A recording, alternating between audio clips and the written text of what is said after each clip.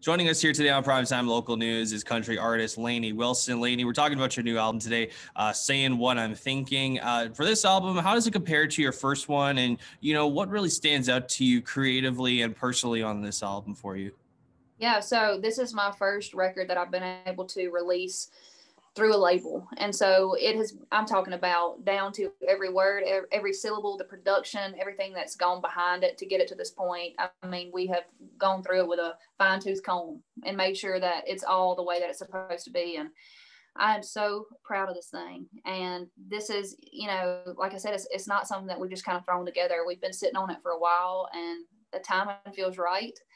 And I'm so excited to share it with the world. It's called Saying What I'm Thinking. And I've been pretty much saying what I'm thinking my whole life. So I figured, why not call the record Saying What I'm Thinking? And can't wait to put it out there.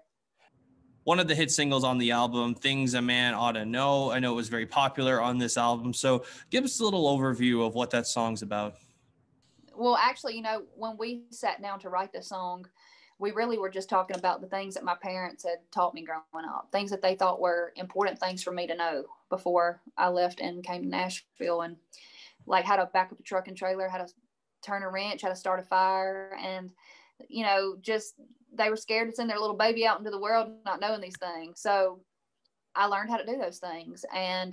But more importantly than that, we really got to digging into the characteristics that my parents taught me to look for in myself, but also in other people when I'm trying to find friendships or relationships, whatever it is, and at the end of the day, this song is it's about having good character. It's about treating people the way that you want to be treated. And it's about having discernment and the courage to do so. And that's not something that just a man ought to know. It's something we all need to know. And especially in times like today, we need to be kind to each other. Who are some artists growing up that you really idolized and wanted to be like? The first person that comes to my mind is Dolly Parton. And I don't know a single person who don't love Dolly. I mean, everything from her style, her sense of humor, her beautiful voice, her songwriting. She's an incredible businesswoman. Like, Dolly's just got it going on. Everything about Dolly. And more than anything, her heart. Her heart is just, you can just see it. She is a genuine, true person. And when I actually have a song called WWDD, What Would Dolly Do? And I always go back to that thought when I'm going through things, or, I always just think to myself, what would she do? And that's always the answer. And I firmly believe that if more people were like Dolly Parton, the world would be a much better place. But she's one of my main influences. Leanne Womack, I love Leanne's voice because that reminds me a whole lot of Dolly. I grew up listening to a lot of 90s country music, so the Shania Twain and the Faith Hill, and just so many people like that, I feel like have really made an impact on my sound and where I want to say. You've had pretty big success so far. Lots of your music's being streamed, very popular. You're getting all this recognition now, Lainey. What does it mean to you personally when you hear all this about you, as well as seeing the success that your music is having?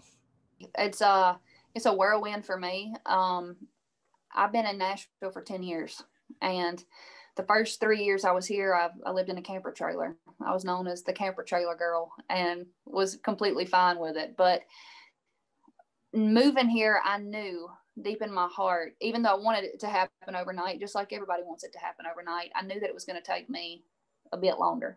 I knew that I just had to stick it out. I had no plan B. I mean, this was it. This is the only thing I know how to do. This is what I love. And at the end of the day, I'm a firm believer if the Lord gives you gifts and talents, you need to use it. And this was mine. And so there was no other option for me. This was it. And to see everything kind of come to fruition and really people starting to notice my music and really caring like what I have to say is, I won't say that I'm surprised because I've always known, and I had a weird sense of peace about knowing that this is it. But also it's, I feel very grateful and blessed. And I know that this is just the beginning. One of the things we did talk about off camera that I didn't really know and I found really interesting was that you're actually good friends with Canadian country artist Megan Patrick. So just talk about how that friendship started and where it stands right now with you two. So I met Megan the day she moved to Nashville, which is probably about 3 years ago. Literally, she got here, she dropped her stuff off at her apartment, and then she went to the show at Basement East. I met her with my friend Casey Tyndall, and we have been friends and buddies ever since. Like, as soon as I met her, I knew, like, I didn't even know Canadian people were as country as that, but she was dipping, and I was like, hold up. This girl, she is something. So she is there's nobody like Megan Patrick. I mean, she's one of a kind. I tell everybody she would fight a grizzly bear for me. And I know how hard that she has worked too. And I think that's why we're such good buddies, is because we've got each other's back, and we know, I know how much she deserves it, and vice versa. Well, Lainey, I really appreciate your time. Thank you so much for joining us. The new album, Say What I'm Thinking, is out now. You can also stream it on all major music platforms. Lainey, thank you so much for joining us. Thank you, friend. I had so much fun. I appreciate you.